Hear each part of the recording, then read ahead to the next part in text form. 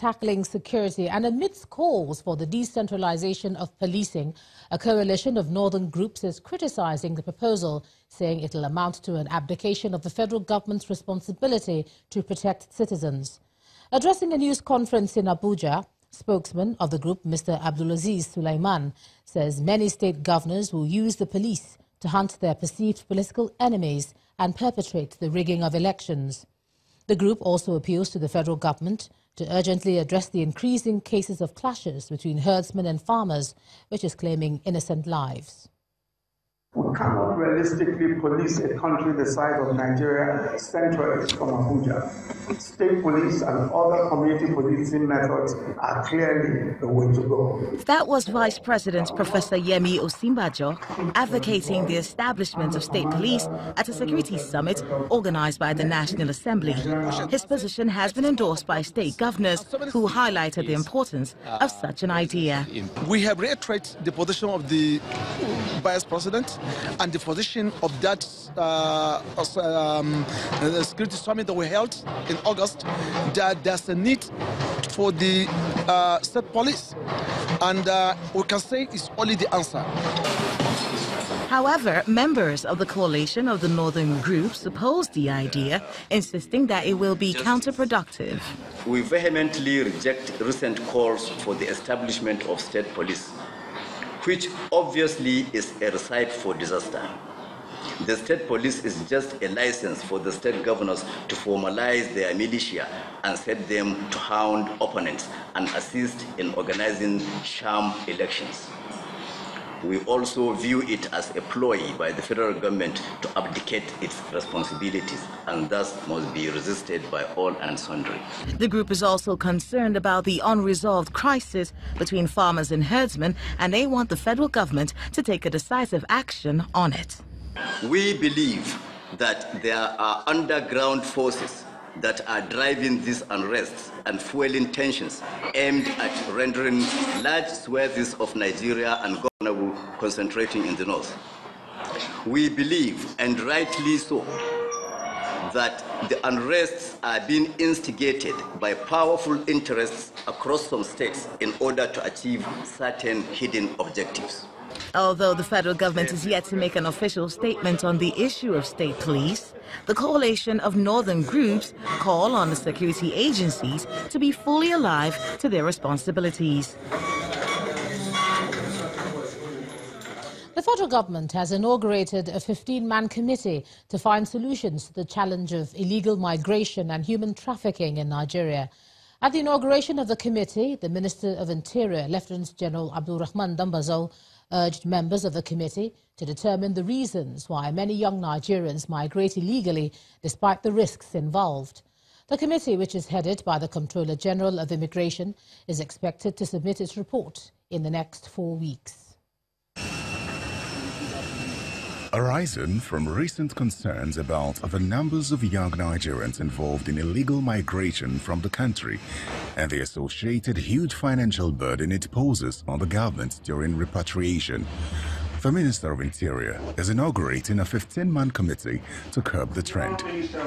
Led by the Comptroller General of Immigration, the Interagency Committee is expected to make recommendations to the government on how to reduce illegal migration and human trafficking. You should focus your attention not just trafficking across the desert, across Mediterranean to Europe, but continental trafficking within the African continent, and in particular regional trafficking within the sub-region, the ECOWAS sub-region and other countries within Central Africa and Southern Africa. According to the 2016 Trafficking in Persons report, 943 traffic victims were rescued by the National Agency for the Prohibition of Trafficking in Persons, NAPTIP.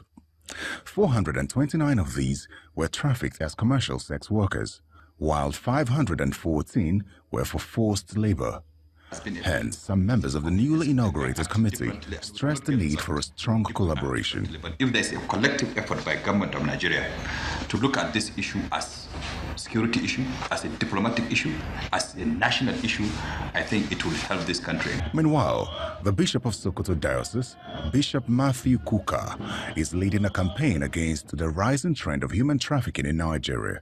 This campaign is a campaign that we must start with ourselves as individuals. It's a campaign that the churches, the mosques can help in, but it is also a measure of what we think of ourselves and what we think of our families. Globally, human trafficking is illegal. Since inception in 2003, NAPTIP has arrested and prosecuted over 300 traffickers, securing 197 convictions. Yet, this breach of human rights continues to thrive nationally. Let's cross over to Abuja now. Here's Markwe Hugo. Markwe? Well, thank you, Ijoma. APC chieftain and former governor of Lagos State, Bola Tinubu, is optimistic about the chances of the ruling party come 2019. He believes the APC can win the elections in a fair poll. The APC leader gave his position after he met with President Muhammadu Buhari in company of the party's chairman, Chief Bisi Akande. Reacting to former President Obasanjo's letter where he advised the president not to seek re-election, Senator Tinubu dismissed his suggestion. Before their visit, the president had also played host to former head of state, General Abdulsalami Abubakar. I don't address those shadows. The question is, we should let our former president join the retirees club and take their pensions, but participate in our politics if they are interested, because it's a free world. And this freedom is not served a la carte. I belong to this party. My commitment is for this party. We have a better chance, and we are strongly determined to prosecute the election in the most transparent, democratic manner. And we will win. But we want to leave a country with legacy, not about Mr. President. That is what he's telling the nation. It's about our country. And there's no other choice to a democratic finesse than through political party platforms. APC chieftain and former governor of Lagos State, Bola Tinubu. Just a quick clarification that Chief Bisi Akande is a former national chairman of the APC. Now, a motion seeking to condemn the amnesty granted by the Imo State government to persons allegedly declared wanted by the River State government almost led to a rowdy session in the House of Representatives.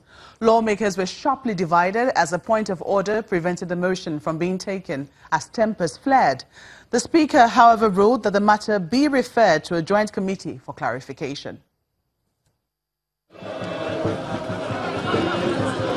Some of the militants that dropped their arms and were granted amnesty recently by the Imo State government, an action that has not gone down well with some people.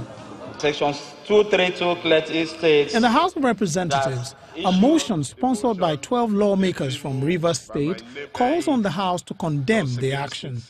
The lawmakers allege that some of those granted amnesty in Imo State are part of a criminal gang who are suspects in the killing of 23 people and have been declared wanted by the Rivers State government. Worried that a state governor within an indivisible and indissoluble federation of Nigeria could deliberately purport to grant amnesty to persons who are at present on the wanted list of the Security Council of another state. Before the motion can be seconded and debate commence, a point of order is raised. The issue here is that the lawmaker from Rivers State is questioning the executive action taken by the executive governor of Imo State. And the issue is, do we have jurisdiction? The Speaker then allows for contributions to help guide him on the point of order raised, but contributions appear to follow party lines and gets heated. Listen to what I'm saying. People died on the 1st of January. People died on the 1st of January in that place. 23 people died. You're telling me about Deputy Minority Leader. Eventually, the Speaker takes this position. So I will now refer this matter to the Chairman, Committee on Justice, Ethics and Privileges, and because it involves security issues, Chairman, Committee on National Security and Public Safety, to advise us as to how to proceed. The committee is given 1 week to return with a position that will see the House considering the motion or rejecting it. A lot of people quoted section. With the way the debate continues after plenary, it is clear the issue is one that many hold strong positions on, and the battle has just been moved to another day. Lanre Lasisi, Channels Television News. While staying in the House of Reps, in a bid to ensure that depositors are protected and impose confidence in the country's banking sector, the Central Bank of Nigeria is seeking powers to revoke licenses of banks to inject funds into a failing bank. The Director, Legal Services Department of the Central Bank, Johnson Akinwumi, made the request at the public hearing organized by the House Committee on Banking and Currency on a bill to amend the Banking and Other Financial Institutions Act, that's the BOFIA Act, and other bills in Abuja. The director also told the lawmakers that the central bank is not yet considering amending the act to include digital currency, that's Bitcoin, as it's still studying the currency. Enough to have.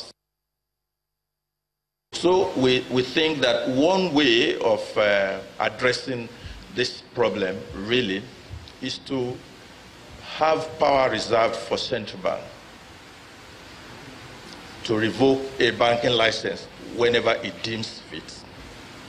And then to provide in the law that the only remedy available for anybody who is challenging that revocation should be monetary compensation. And that there should be no recourse for a court to order the restoration of the banking license of that institution. Right now, we'll still continue to look and examine and study the issue of Bitcoin before we decide on the exact position that central bank will take. And as part of efforts to actualize steady power supply in the country, the federal government has promised to ensure that the 2,000 megawatts of unutilized power in the national grid is made available to all users. The Minister of Power, Works and Housing, Mr. Babatunde Fashola, offered this assurance at the first stakeholders forum on off-taking 2,000 megawatts unutilized power for bulk users. He told participants that accessing the 2,000 megawatts will result in low-cost production by bulk power users, in addition to the creation of employment opportunities for Nigerians. Today, we are able to produce 7,000 megawatts. That is progress. Our transmission capacity has also increased. The last simulation that was done in December was 7,124 megawatts. So we can transport what we are producing. And to the credit of the discos, the capacity to distribute has also increased. We reached 5,222 in December, but it's not enough. So there's about 2,000 megawatts out there that can be produced. And there are manufacturers who are saying, we want energy. If we have energy, we'll be competitive. So, and we're saying, we can't have this bridge continue forever. So we seem to be at two ends of a river. Let's build a bridge and walk across that river. That's the purpose of this meeting. How do we get to that 2,000 megawatts? How can we give it to you? Because it's there.